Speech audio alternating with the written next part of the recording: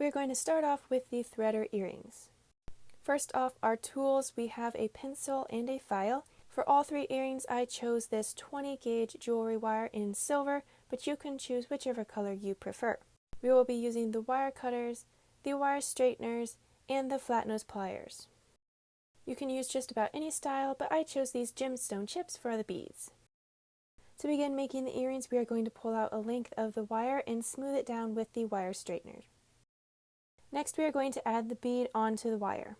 If you are using a shaped bead such as a circle or a square, you really don't need to worry about which way you put it on, but gemstone beads have an irregular shape most of the time, so I'm turning this one around so that it hangs the way I want it to when I finish the earring.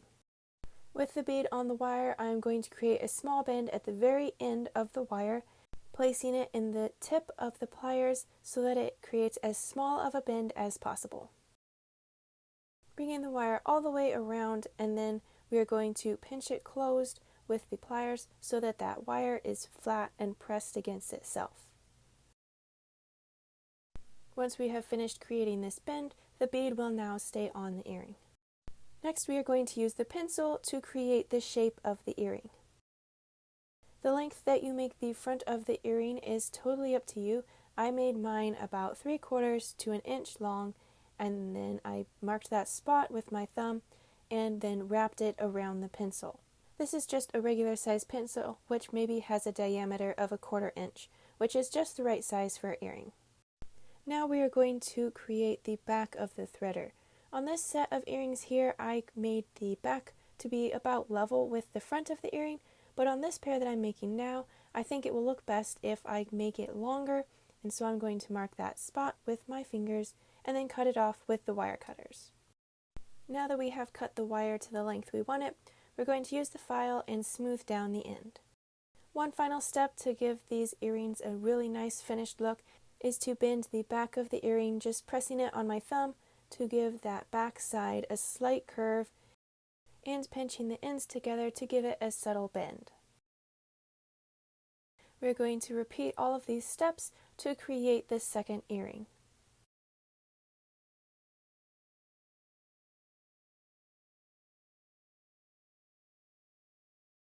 Now that we are to the step of shaping the earring, we are going to place the first earring that we made back on the pencil to help act as a guide to where we need to cut the second earring.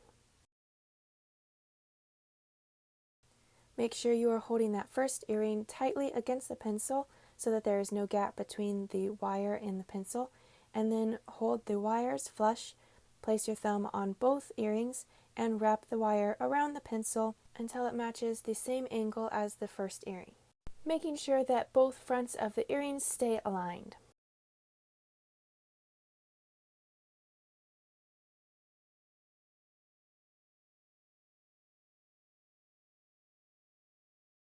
Once we have wrapped the wire all the way around and it matches the first earring, we are then going to hold it next to that earring and mark it with our thumb so that we can cut it off to the same length as the first earring. And then we want to file the end smooth. Here you can see that it has a slight bow in the wire, so now we're going to take the flat nose pliers, and at this point we will straighten both earrings to make sure that everything is parallel to each other and flat.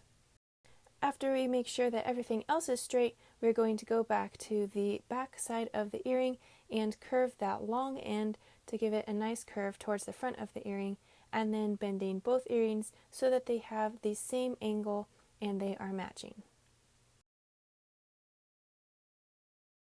And there you go, you have now made a pair of beaded threader earrings. Now let's head on to the next video.